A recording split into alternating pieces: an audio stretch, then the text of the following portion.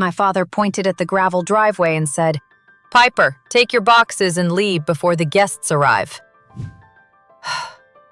He said it in front of the deck he had built onto my lake house, under porch lights I had installed with my own hands, while my mother stood behind him holding a tray of champagne like this was their homecoming party. My key still worked. My name was still on the deed. So why were they acting like I was the trespasser? If you have ever been humiliated by people who counted on your silence, stay with me. This is the kind of story that looks like a family fight until one folded document changes the room. My name is Piper Merrin. 3 years ago, I bought the Blue Lake House on Willowmere Road after saving for 9 years.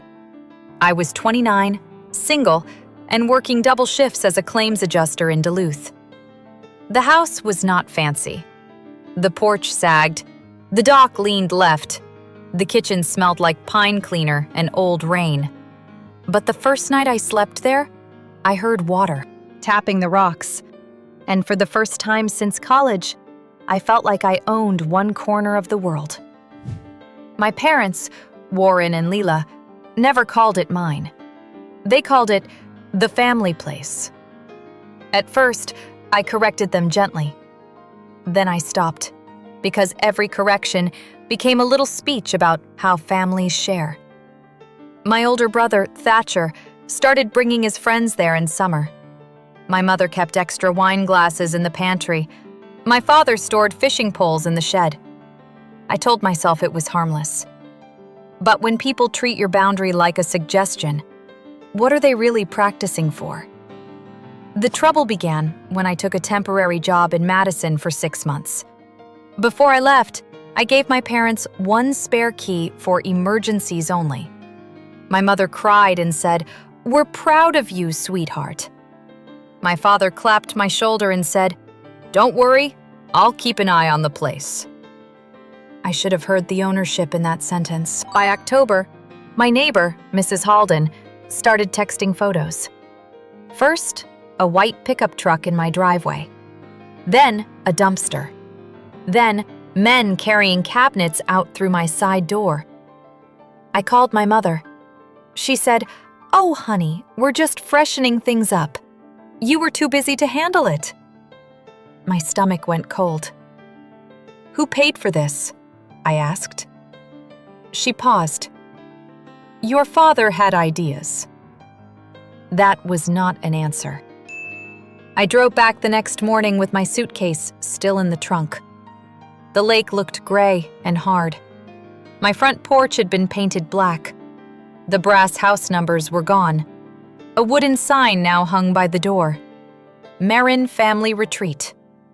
Inside, my grandmother's green kitchen tile had been ripped out. The little breakfast booth where I drank coffee every Sunday was gone. In its place stood white marble counters, gold handles, and a giant framed photo of my parents beside the fireplace. What they had destroyed was not expensive. That was the part that hurt. They had torn out the pieces that made the house feel like mine. My thrift store curtains, my pine shelves, the measuring marks I had made on the doorframe when my niece visited. Every choice I had made had been erased by people who believed their taste mattered more than my permission. My father acted annoyed when I started crying. "Piper, don't be dramatic. We added value." My mother touched my arm like I was a child. "You should be grateful. This place finally looks respectable." Then Thatcher walked in, holding a beer, and said, "Great timing. The photographer comes at 4. "What photographer?" I asked. For the first time, nobody answered. That was when I saw the brochures on the island. Glossy paper, lake views, rental pricing. Merrin Family Retreat, luxury weekend stays starting spring season. My house was being turned into a rental without my name anywhere except, apparently, on the mortgage my paycheck still paid every month. The humiliation came that evening. My parents had invited 20 relatives and neighbors for an open house. They wanted applause. They wanted people to admire the work. When I asked everyone to leave, my father laughed in front of them all. "She's emotional because change is hard," he said. "Legally, this is still family property." My mother smiled tightly and added, "Piper never understood how much we sacrificed for her." If your chest just tightened, don't leave yet. This is the moment where most people expect screaming, but the real turn came from a county folder, a closing signature, and one woman who still knew how to read a deed. I did not argue in the room. I went to my car, opened the glove box, and pulled out the folder my closing attorney, Merrin Voss, had told me to keep safe forever. Warranty deed, mortgage note, closing disclosure, tax record. Every page said the same thing. Piper Ann Merrin, sole owner. Then I called Merrin. She arrived 40 minutes later in a wool coat with snow in her hair and calm in her voice. My father looked relieved when he saw another adult, like she'd come to control me. "Good," he said. "Maybe you can explain joint family investment." Merrin set her leather folder on my marble counter. "Mr. Merrin, did you sign a purchase agreement for this property?" He blinked. "No, but we contributed." "With money?" she asked. My mother's face changed. "We gave emotional support." Merrin nodded once. Emotional support does not create ownership. The room went silent enough to hear the ice maker drop one clean cube. My father tried again. "We spent nearly $60,000 remodeling." "Without written permission from the owner," Merrin said. "That may be considered unauthorized alteration, and if you listed it for rental, we need to discuss attempted commercial use of private property." That was the moment Thatcher put his beer down. Merrin opened the county record on her tablet and turned it toward the room. My name sat there in black letters. Sole grantee, sole borrower, sole taxpayer. Not family trust, not shared cabin, not parental investment. Mine. My mother whispered, "Piper, you wouldn't do this to us." I finally looked at her. "You did it to me first. I just brought paper." I gave them two choices: remove their personal items and sign a statement admitting they had no ownership claim, or I would file for trespass, damages, and unauthorized rental activity. My voice shook, but I did not raise it. Legal authority does not need to shout. It needs to stand there with the right document. They signed at the kitchen island they had installed to replace the table I loved.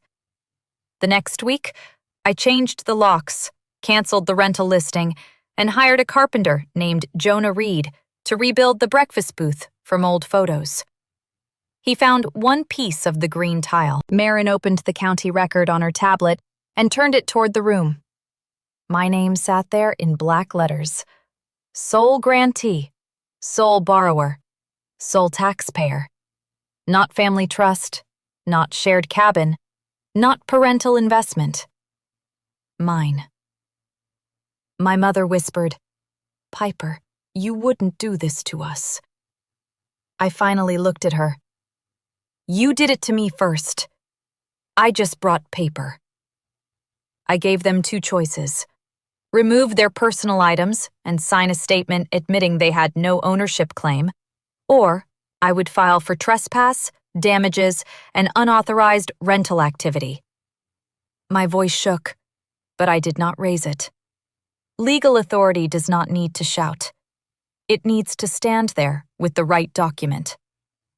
They signed at the kitchen island they had installed to replace the table I loved. The next week, I changed the locks, canceled the rental listing, and hired a carpenter named Jonah Reed to rebuild the breakfast booth from old photos. He found one piece of the green tile behind the stove and saved it for me. I set it on the windowsill, like proof that not everything they touched was gone. Months later, my parents told people I had chosen property over family. Maybe I did. Or maybe I finally understood that family is not a key you hand someone so they can empty your house and call it love. Now the porch is blue again. The old house numbers are back. Some evenings I sit by the lake with tea, listening to the water tap the rocks like it did on my first night there. The house is quieter now, but safer too. That matters. If this story stayed with you, subscribe and stay close for more emotional family revenge stories, because sometimes justice is not a loud goodbye. Sometimes it is a deed, a changed lock, and a woman finally coming home to a place nobody can take from her again.